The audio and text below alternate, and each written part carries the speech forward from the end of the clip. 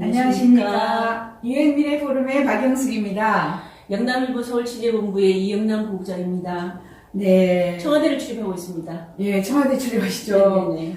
도대체 청와대가 정말 놀랍나 봐요. 네, 그죠? 네, 지금 네. 김경수 국정구속. 네. 사실 그동안에 연말부터 이런저런 구설수가 청와대를 주변으로 해서 이야기가 많았지 않습니까? 한 며칠 전만 해도 곽상도 한국당 의원이 그 문 대통령의 따님에 대한, 따님의 그렇죠. 동남아 이주 갔나 이주 봐요. 문제에 대해서 가지고 나서 안 그래도 지금 심기가 굉장히 불편한 상황인데 그 이전에 이제 소년 의원 사건이 터지면서 목포 투기 의혹 문제가 생기면서 영부인을 또 건드리고 그렇죠. 그래서 심기가 굉장히 불편하실 수 있는데 그 이번에 그 소위 말하는 대통령의 복심이다. 뭐 노무현 대통령의 마지막 비서관 그리고 문재인 대통령의 복심이다. 뭐 이렇게 막 분류되어 왔던 김경수 그 경남도지사가 구속된 것으로 거의 청와대는 그렇게 표현을 안 하지만 거의 패닉 상태 같은 느낌이 든다고 할까요? 저도 정말 놀랐습니다. 네. 이 선거 순간에 김경수 도지사의 귀가 시뻘개졌고 한동안 움직이지를 못했다라고 이 중앙일보에 짚고 있는데 본인이 얼마나 놀랐으면 그죠? 한동안 움직이지를 못했을 정도일까요? 전혀 상상을 못한 거죠? 그렇죠. 본인도 뭐 그 상상 속에서는 해봤을 수는 있을지는 몰라도 현실적으로 도저히 이렇게까지 됐을 거라고 생각을 못했던 것 같고요. 뭐 이제 벌금이 얼마라든가 뭐 이 정도는 생각했을 수는 있을지는 모르겠지만 그 법정 구속되고 이런 상황은 생각하지 못했던 것 같습니다. 저는. 그렇죠. 아무튼 이 징역도 2년이네요, 그죠? 네네. 이렇게 되면서 문 정권이 힘이 빠지는 게 아니냐, 레임덕이 오는 것이 아니냐, 여러 설왕설래 있죠, 지금. 이 사건이 그러니까 중요한 거는 이제 지난 대선의 정당성 여부가 다시 도마에 오를 수 있다는 겁니다. 예전에 이제 박근혜 정부 때 국정원 댓글 사건으로 계속 박근혜 정부였던 정통성 문제로 계속 거론이 되어 왔던 거거든요. 이게 지금 댓글 이게 이제 최종심까지 가서 이게 이제 어떻게 그 확정이 되느냐 이게 이제 더 중요할 텐데 경우에 따라서는 이게 지금 댓글 작업이 그 국정원 댓글보다 수백 배 많다는 거거든요. 댓글 했던 작업 수로 보면 국정원보다도 한 수백 배만 건수로 그죠? 그 정도인데 이제 민주당에서는 그렇게 이야기하죠. 국가기관이 나서서 댓글 작업을 한 거하고 민간들이 그러니까 범죄 집단들이 자기들이 알아서 한 거하고는 다르다라고 이야기를 하긴 하는데 거기에 매개고리로 대통령의 최고 핵심 측근이 관여되어 있다는 것을 법원이 인정을 해버린 거지 않습니까? 그렇죠. 그래서 그 부분에 대해서 굉장히 지금 이제 국민들이 충격을 받았는 것이고 이게 정말 국민 모두가 충격받은 것 같아요. 네네네. 저도 굉장히 충격을 받았었습니다, 사실은. 저희들끼리 오전에 이렇게 기자들끼리 앉아서 오늘 이게 이제 판결이 나는데, 드루킹 판결이 3년이 났네? 하면서도, 야, 좀, 어떻게 파장이 좀 달라지는 거 아니야? 기류가 달라지는 거 아니냐? 우리가 조금 이야기를 하긴 했었지만, 그래도 설마 거기가 자기애라니까. 이것도 좀 달라질 수 있지 문제는 아니겠다라는 생각을 했지만, 약간 추정했지만, 그래도 이렇게 유지가 될 거라고 생각도 안 했는 거죠. 이게 딱 그 화면에 뜰 때 청와대 그 춘추관에서 어떤 현상이 일어났어요? 그렇죠. 다들 너무 놀래가지고, 깜짝 놀라는 것들이 서로 간에 막 이렇게 있었던 것이죠. 허덕였죠, 이제 뭐부터 해야 될지. 다들 갑자기 기사가 너무 많아져, 민주당에. 아마 여당발 기자들, 또 국회 기자들, 한국당 기자들, 한국당 대변인, 민주당 대변인, 갑자기 아마 이게 많아졌을 겁니다. 그렇죠. 우리가 웃으면서 사실 할 건 아닙니다, 사실. 이거 굉장히 심각한 거기 때문에. 그렇죠. 아무튼 이제 그제 오늘 해서 지금 판사에 대해서 이야기가 많아요. 지금 이 어떤 판사가 그렇게 대담하게 판결을 내렸나.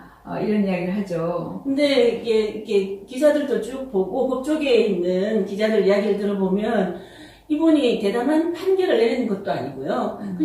그냥 그야말로 증거에 의존한 증거를 충실히 따라가는 판결을 하는 판사로 유명하다고 해요. 그래서 존경을 받고 있다고 하고 이번에 이제 그 양승태 그 대법원장 구속에 따른 보복이다. 이게 이제 민주당 쪽에 그 반응이지 않습니까? 양승태 비서였다면서요, 이 사람. 네, 양승태 비서라고 하지만 비서실장을 한 것도 아니고 양승태 대법관의 비서실에는 아주 많은 비서들이 있는 겁니다. 그 중에 아주 그냥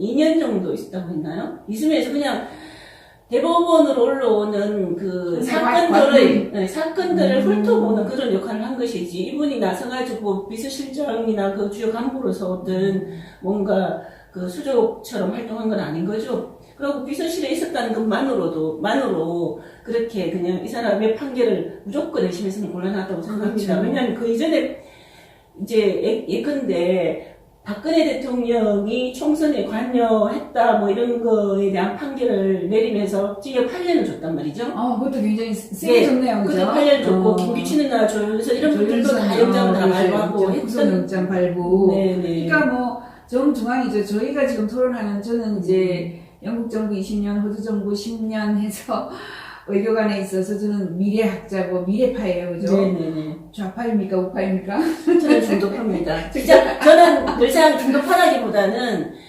기자는 관찰자라고 생각을 하고 있습니다. 그리고 관찰자로서 어떻게 잘 기록해 나가는 거, 잘 보고 그 사건을 잘 기록해 나가는 관찰자의 임무를 충실히 하는 게 기자의 역할이라고 생각하고 있습니다. 아무튼 어제는 대부분 이 징역 2년이 법정 구속이 좀 과하다. 그래서 민주당에서 모여가지고 뭐 특별 회의를 했다나, 그죠? 예, 민주당도 했죠. 민주당이 굉장히 놀랬죠, 민주당도. 예, 놀래서 다 같이 모였던 것 같고, 아무튼 근데 일단 핵심 여기 계속 기사에도 나왔지만 이게 실제로 공모하지 않았냐, 킹크랩이라고 했나? 킹크랩. 그렇죠. 킹크랩을 시연할 때 있었다, 지시했다. 이게 지금 이게 SNS 자료로 지금 남아있는 게 있으니까 어떻게 그 증거 자료를 반박할 그런 것들을 김경수 지사 측에서 못 내놓은 것 같습니다. 그렇죠. 매크로 프로그램 킹크랩. 그리고 또 텔레그램에 이 기사 그렇죠. 링크를 보내서 이거 좀 돌려달라. 그 이후에 이 킹크랩 하고 난 다음에 이 기사를 돌려달라라는 그런 거. 그런 좀 증거에 대해서 그걸 반박을 제대로 못 해내신 것 같아요. 아무튼 이 드루킹이라는 사람 때문에 네. 많은 사람들이 고초를 그 이후에 이제 드루킹에서 이제 지방선거를 앞두고 이게 자기 측근을 오사카 행사로 보내달라고 했는데 김 지사가 그건 안 되겠다 하고 또 다른 걸 제외하고 한 것들이 또 나온 게 있었지 않습니까? 그거는 단순히 청탁이 아니라 이거 인재 추천이었다. 그래서 청와대 어떤 비서관들도 만나게 해주고 일단 그런 정황이 나왔는데 그거에 대해서 이제 판사는 이제 공직선거법 위반이라고 본 거죠. 그래서 그 부분에 대해서도 유죄를 선고했고요. 그래서 그 부분이 다시 또 최종심까지 가면 이제 경남도지사 자리를 내놔야 되는 이런 상황이 됩니다. 그렇죠. 그렇게 대법원까지 가려면 그래도 한 2년 걸리지 않을까요? 근데 선거법의 경우에 좀 빨리 재판하도록 하고 있습니다. 이게 왜냐하면 그런 선거가 길어지면은 아무래도 행정 마비가 생길 수밖에 없지 않습니까? 지금도 이미 대행 체제로 갈 텐데 그런 대행 체제로 가는 것을 오래 방치해서는 안 된다라는 게 이제 법조계 재판부의 판단이거든요. 그래서 아마 선거법이 연관되어 있는 거기 때문에 좀 더 빨리 진행을 할 거라고 빨리 생각합니다. 진행을 하겠다. 그러면 경남 시민들은 어떨까요, 지금? 그렇죠. 경남도민들은 왜냐하면 이 부분도 굉장히 충격인 게 그동안 경남도는 이렇게 도백의 공백 상태를 여러 번 겪었습니다. 예를 들면 김두관 그때 도백이 당선되고 난 다음에 얼마 되지 않아서 이렇게 그 대권 출마였었나요? 한다고 그만두고 네. 나왔었잖아요. 맞죠. 네. 그 이전에 김혜표 도지사 그러네요. 있었죠? 그때 하시다가 또 예. 중도에 또 그만두셨죠. 또 홍준표 대표도 그러니까 보궐로 들어갔다가 그 다음에 또 다시 중간에 그만두고 또 대선 출마한다고 나오셨죠. 그러니까 지금 경남 도지사 도백의 자리가 계속 이런 식으로 일단 흔들리고 있기 때문에 경남도민으로서 굉장히 불행한 거죠, 사실은. 네. 그렇게 지금 그런 상황이 되었네. 정말 노무현의 마지막 비서관이 이 명칭을 달고, 그죠? 네. 지금까지 굉장히 고지식한 이런 분이라고 저도 알고 있고, 그 마지막 비서관인데 노무현 대통령이 죽기 직전에 저는 2580 다큐멘터리를 봤는데 왼쪽에 책이 한 4권 있고 맨 위에 네. 책이 한 권 펼쳐져 있었어요. 책이 접혀져 있고 맨 위에 책이 펼쳐져 있었는데 그게 바로 제 책이었어요. 아, 그랬었나요? 네, 노무현이 남긴 흔적, 그래서 노무현이 읽던 책을 그죠 보여주고 그 보면은 제 책 유엔 미래 보고서 지금은 세계 미래 보고서지만 이렇게 나와요. 그래서 제가 김경수 의원을 의원 시절에 만나서 제가 그 이야기를 했어요. 아우, 노 대통령이 이렇고 저렇고 뭐 제가 이강철 후배고 이런 식으로 이야기했더니 그러셨구나 그러면서 자기가 인지를 하더라고요. 그 책을 사가지고 오라 그랬다가 그때 미래보고서였죠. 유엔 미래보고서 네. 2018 이렇게 해서 그거를 직접 바로 마지막에 읽던 책이 제 책이었다는 게 정말 저는 또 그 가슴이 아프고요. 아무튼 이 봉하마을에도 충격이겠어요, 그죠? 충격일 겁니다. 그리고 아마 그 노무현 대통령을 모셨던 비서관으로서 문재인 대통령을 당선시키는 게 본인으로서는 굉장히 큰 그 의무이자 그 숙제라고 생각했던 것 같아요. 그래서 그 문재인 대통령이 당선되고 난 다음에 어디에서 소회를 밝히는 구절에 보면 이렇게 그동안 아주 많은 쌓인 게 있었는데 이제 좀 그걸 좀 풀어진 것 같은 느낌이 든다고 했던가요?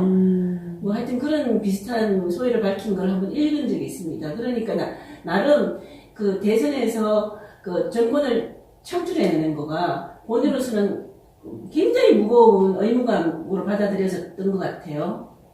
굉장히 중요했던 거죠. 그렇죠. 절대로 정치는 안 하겠다. 저는 이제 문재인 대통령하고 그 정말 청와대 들어가기 전에 좀 약간 아는 그런 사건들이 있어가지고 의뢰도 하고 법적으로 의뢰도 하고 자주 만났는데 정치는 안 하겠다는 이야기를 저희가 직접 몇 번 들었습니다. 저는 저 혼자 만난 게 아니라 그 이강철 군단 이런 분들 그랬었죠. 그때 그 노무현 대통령 시절에 제가 청와대 마지막에 잠깐 그때도 제가 출입을 하고 있었는데 그 이전에 그런 이야기 많이 하셨더라고요. 문재인 대통령을 그때 이제 청와대 민정수석도 하셨고 사회수석도 하셨고 거기 비서실장 하셨는데 그 사이에 총선도 있었고 여러분 지방선거도 있었지 않습니까? 총선 때 항상 이렇게 정치를 권하는 분들이 굉장히 많았다고 해요. 그래서 계속 정치 출마해서 부산에서 출마해 주기를 굉장히 강권했는데 끝까지 하여튼 거부를 했다고 그러거든요. 문재인 대통령이 끝까지 거부를 정치인은 실제로 굉장히 원하지 않는 길이었던 것 같아요. 근데 이제 지난 2008년이죠. 2007년 대선 때 민주당에서 후보가 너무 없으니까 이제 후보로 옹립이 되었던 거라고 저는 생각하는 거죠. 그리고 본인이 정치를 절대 하지 않겠다는 뜻을 거두어들일 수밖에 없는 노무현 대통령이 이제 서가고 난 다음에 더 이상 이제 더 이로 물러설 수 없는 그런 길로 온 거죠, 사실은. 예, 그리고 제가 보기에는 김경수 이도지사님도 많이 때밀려서 이렇게 나오시게 된 그런 것 같기도 해요. 어떻게 해요? 그런 점이 있어요. 그런 점이 보고 있는데요. 그런 점이 저는 좀 그런 이야기 좀 들었습니다. 안이 바뀜 이런 이야기가 또 나와요. 또 안이 바뀜. 이건 어떻게 생각하세요? 안희정, 이재명 가고 박원순도 가고 그 다음에 김경수였는데 정말 김경수 같다. 이건 지금 문 대통령의 뜻은 아니겠지만 혹시라도 이런 뭐 시나리오가 다른 그룹에서 만들어서 가지고 있었지는 않은가 이런 생각을 하는데요. 이거에 대해서는 좀 조용하대요. 이런 말은 이제 안 나온 지금 거예요. 이제 여기까지는 그동안의 안희정 지사의 어떤 성폭행 문제 사건 뭐 이게 터지고 그러면서 이런저런 이야기가 많이 나오긴 했었는데요. 어떤 여당 내부의 권력 다툼 이야기도 나오고 했었는데 지금은 글쎄 그렇게까지 갈 수는 없는 것 같고 공교롭게도 안희정 하고 제일 앞서 달리는 주자지 않습니까? 네. 이분이 이렇게 지금 이제 이미 정치 재개가 힘들어질 만큼 타격을 입은 거고 이재명 도지사인 경우도 지금 재판을 하게 됐고 박원순 서울시장은 아직까지 여전히 남아있는 카드라고 하지만 옛날보다 지지율이 굉장히 안 나오고 있는 상황이고요. 김경수 지사인 경우에 이제 이렇게 되면서 여권 주자들이 너무 많은 인재풀에서 다음 대선을 겨냥하는 너무 많은 인재풀에서 굉장히 이제 위기의식을 느끼는 상황까지 오게 되는 사람이 다 너무 많이 빠져나가게 주저앉게 되는 너무 많이 권리가 너무 죽는다. 많이 죽어서 위기 상황을 느끼는 상황인 것 같아요. 누가 짜놓은 시나리오는 아니다 이거죠. 그렇죠. 아닐 수가 네, 있다. 네, 네. 아무튼 문재인 힘이 급격히 또 빠질 것이다. 빠질 것 집권 같습니다. 실제로 이제 집권 3년차 이번 이제 들어서면서 대통령께서 계속 경제 성과를 내야 되는 그 원년의 해다. 원래부터 무조건 이제 성과를 보여드려야 된다고 하고 계속 경제 그 행보를 나서고 있지 않습니까?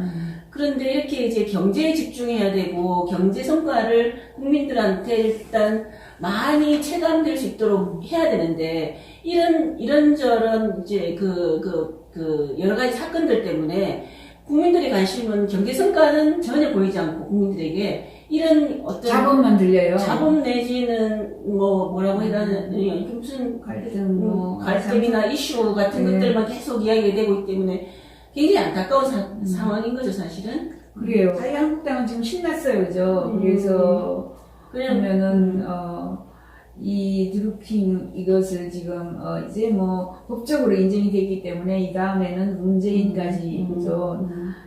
댓글에 대해서 알았냐 몰랐냐 추궁해봐야 된다 계속 그런 식으로 지금 나오겠죠. 이렇게 나오겠죠. 아무튼 당권 주자인 황교안이 지금 대선 주자 중에 1위 정도를 한다라는 거는 최근에 놀라운. 이제 이낙연 총리가 1위라는 여론조사가 계속 나왔었는데 그걸 뒤집은 결과가 한 번 나왔었거든요. 그러니까 일단 컨벤션 효과라고 할 수 있는 거죠. 황교안 전 총리께서 지금 이제 제야에 묻혀 있다가 이게 정치 전면에 나서면서 그런 어떤 부각되면서 지지율이 올라가고 있고, 그리고 일단 당권이라는 그 경쟁 구도에 들어서면서 서로 간에 관심을 더 많이 갖게 되면서 지지율이 또 올라가는 게 있습니다. 그러니까 아직까지 한 달 정도 한국당의 선거 기간이 남아있기 때문에 좀 더 지켜봐야 되겠지만, 어쨌든 홍준표 전 대표도 다시 출마 선언했고, 제 기억으로는 보면 국민들이 2번 10년 이 권세를 누리도록 하진 않는 것 같아요. 보면 네, 그렇죠. 10년 주기설이 있죠. 임명과 박근혜. 그 다음에 뭐 지금 이런 상황이니까 어떻게 될지 10년은 넘길 수 있을 것인지 10년은 갈 수 있을 것인지 그게 10년 주기설이 그대로 반복될지 안 될지는 좀 더 지켜봐야 될 것 같습니다. 그러니까 최근에 우리나라의 경우에 10년 주기설이 2번이 지금 생긴 거죠. 예를 들면은 이제 김대중 대통령, 노무현 대통령, 이명박 대통령, 박근혜. 근데 이 박근혜, 이명박 대통령은 10년을 못 채웠지 않습니까, 결국은. 이렇게 보면 사람들이 권력에 대해서 실정내는 주기가 굉장히 짧아지고 있다. 계속 갈수록 짧아지는 거 아니냐 하는 생각도 좀 드는 겁니다. 그렇죠. 미래 예측에는 바꾸고 또 바꾸고 또 바꾼다. 이렇게 돼 있어요. 예. 권력이 농경시대에는 종교, 산업시대는 국가, 그 다음에는 기업, 그 다음에는 똑똑한 개개인, 지금, AI, 블록체인 AI 시대라고 하고, 의식기술 시대라고 하는데, 똑똑한 개개인들이 자기가 대통령인데, 마음에 안 들어요. 저 사람 왜 저러지? 내가 저 사람을 왜 찍어줘야 되지? 자꾸 바꾸는 거예요. 마음에 안 들기 때문에. 그 이전에 비해서 정보가 많이 이제 정보를 많이 쉽게 접할 수 있고, 그리고 자기 의견을 쉽게 또 개진할 수 있는 통로가 생겼다는 거죠. 그래서 이제 사람들이 계속 이제 의사 방송국 안 가고 유튜브 합니다. 유튜브. 그러니까요. 네. 야당이 여당 될까, 여당이 야당 될까, 를 한번 생각해 보게 되는 이 김경수 사건 때문에 네. 그런 생각들이 들고, 지금 이제 청와대는 조금 이제 놀라움에서 회복이 됐을까요? 어느 정도는? 오늘 이제 대통령께서 광주 일자리 협약식에 참석하셨거든요. 그래서 이 부분이 굉장히 이제 경제 성과로 부각이 되어야 됩니다. 국민들 사이에서 많이 해자리고 잘했다 이렇게 칭찬이 되어야 되는데 그 바로 직전에 경제 이제 보좌관께서 50대, 60대 험한 댓글은 하지 말고 그냥 산에 가지 말고 저기 아세안으로 가라. 남방 정책에 따라서 그러니까 아시아 어느 나라에 가라 그랬어요? 동남아죠, 동남아. 아세안. 네, 동남아로 가라. 20대는 거기 여기서 보면 헬조선이라고 그러는데 거기 가면 해피조선이다. 이제 거기로 가라고 이야기하면서 그게 틀린 말은 아닌데. 그렇죠. 그만큼 부각이 되고 있죠, 사실은. 동남아에 가보면 한류가 그만큼 활발하게 일어나고 있고, 또 한국을 인정을 받고 있는 거죠. 근데 이제, 김경수의 구속, 모두가 놀란 이 사건, 앞으로, 한마디로 정리를 하자면, 어떻게 될 것 같습니까? 이제, 이제 2심에서 어떤 재판부가 오게 될 것인지 이제 초미의 관심사가 될 겁니다. 네. 그러네요, 그죠? 네. 그래서 한번 또 뒤집어 볼 수 있는 이런 노력들을 하겠네요. 재판부가 얼마나 공정하게 될 것인지. 그럼 우리 지금 사실상 우리나라의 가장 큰 불행은 재판부가 지금 공정성을 신뢰성을 획득하지 못하고 있다는 겁니다. 그 외국에서 다 판단하는 거예요. 외국에서 한국은